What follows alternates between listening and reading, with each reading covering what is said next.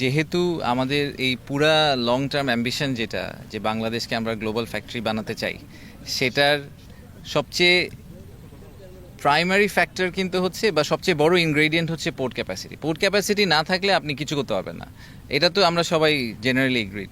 এবং যেহেতু আমাদের পোর্ট ক্যাপাসিটি লিমিটেড, আমাদের পোর্ট ক্যাপাসিটি কিন্তু শুনে মনে হয় যে আমরা 6 গুণ করে ফেলবো, বাট সেই 6 গুণ করার পরেও আমরা ভিয়েতনামের ধারের কাছেও যাব না। ভিয়েতনামে টোটাল 44 পোর্টস, আমাদের এখানে হবে হচ্ছে গিয়ে 5টা বা 6টা পোর্ট, রাইট? মাতার বাড়ি ধরে যদি আপনি হিসাব করেন, মংলা ধরে হিসাব করেন, সো পোর্ট ক্যাপাসিটি আমাদের স্টিল লিমিটেড।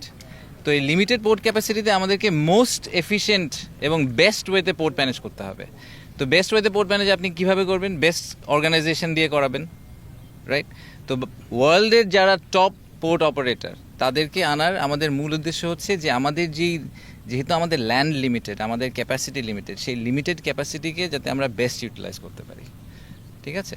সো এই এফিসিয়েন্সির কথা যে আপনি বলছেন, আমি এক্সপার্ট না, আমাকে পোর্ট চালাতে দিলে এই পোর্ট ফেল করবে, কিন্তু যারা এক্সপার্ট তাদেরকে দিয়ে চালাতে দিলে আমি প্রিটি কনফিডেন্ট যে এখানে প্রোডাক্টিভিটি এফিসিয়েন্সি বাড়ানো সম্ভব।